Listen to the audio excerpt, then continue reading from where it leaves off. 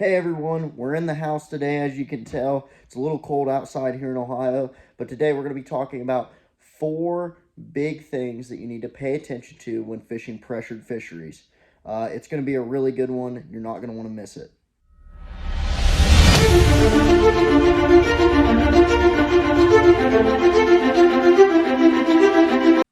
The number one most important thing, in my opinion, when fishing pressured fisheries or fisheries in general, is fishing your strengths. You see it time and time again with professionals all over the sport of bass fishing that excel at fishing their strengths. You see John Cox, Greg Hackney, Jason Christie.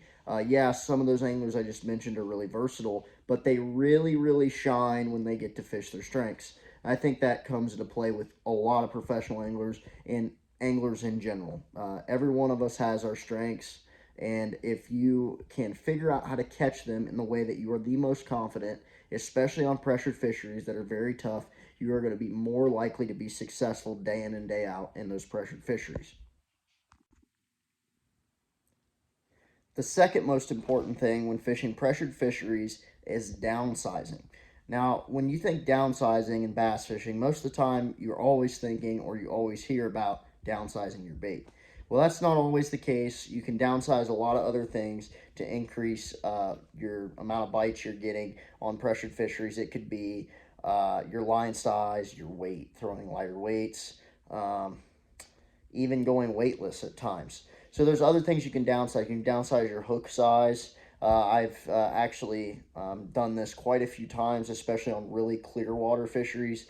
Downsizing your hook can make a really big difference in the amount of bites you're getting, especially on clear water smallmouth fisheries or clear water fisheries in general. So downsizing isn't always just downsizing the bait. It can be downsizing the weight, downsizing line size. It could be downsizing your hook size. So keep an open mind on that. There's other things you can do to downsize or make your baits look different. Number three to me on fishing pressured fisheries is paying attention to small details. Now, this could be deep water, shallow water, anything, offshore fishing, it doesn't matter. But I'm going to give it a shallow water example just because it's a little bit easier to explain than a deep water example. So shallow water example could be anything like specific depth ranges of cover you're fishing. Don't think about just the rock transition that you caught that fish off of. Think about the size of the rock in the transition. There's a lot of other things that could be influencing the bites you're getting. It could be the flake in your bait, which normally I'm one to say keep it simple, stupid, and I don't think the flake is going to matter a whole lot, but I've seen times here in Ohio, we have really, really small pressured lakes where the flake sometimes does make a difference. It's hard to believe that a bass can tell the difference between certain types of flakes, but I've seen it at least a handful of times where it has made a significant difference in the amount of bites I'm getting. With that said, I am still a person, though, to say, like I said, keep it simple, stupid, and keep your baits, your typical colors. I think it's more, personally, it's more about area and where you're getting your bites rather than what you're putting in front of them a lot of times. Number four is going to be something that guys do not think about as much. And if they do not think about it in the way that I'm going to tell you about. Most guys, when I say pay attention to the baits other people are throwing around you in pressured fisheries, they're thinking, oh, you want to try to like match what other people are throwing? No, it's the opposite. For me, unless somebody's really, really, really catching them around me, I try to go maybe something even just slightly different than they are. Because when you're fishing pressured fisheries, you're around other people, you'll see what they're throwing more than likely.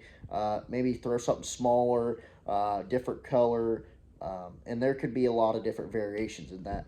Now, I'm going to give an example of this. Last year, in 2021, Grant Hack and I, we were fishing for Ohio State University, and it was in March. I think it was the Bassmaster Regional at Lake Hartwell. There was 260 boats, and And there was also another really big tournament there that went out of a ramp on the southern end of the lake, and we were like mid-lake, I think.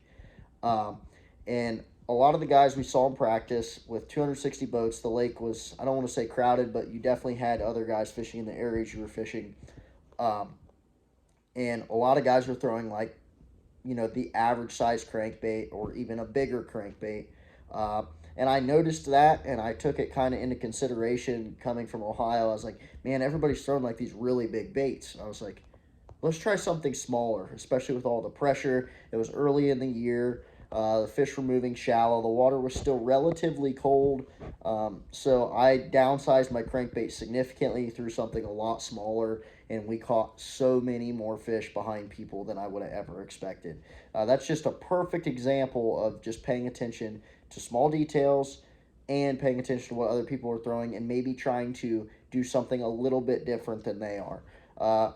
These 4 keys, I think, have helped me a lot over the years that I've fished bass tournaments. I think I've been fishing bass tournaments now since I was 7, and I'm 23 years old. So it's been a pretty long time fishing bass tournaments, and these 4 things are things I've learned over my years of growing up in youth fishing, to high school fishing, to college fishing, and then now to fishing the BFLs and eventually the FLW Costa Series or the Bassmaster Opens, just depending on whatever schedule works best for me next year. We're going to try to do that after this year. So, with that said, take those 4 things into consideration when you go back out to either pre-fish for your next tournament or in your next tournament or just fun fishing. Thanks for watching, and please subscribe.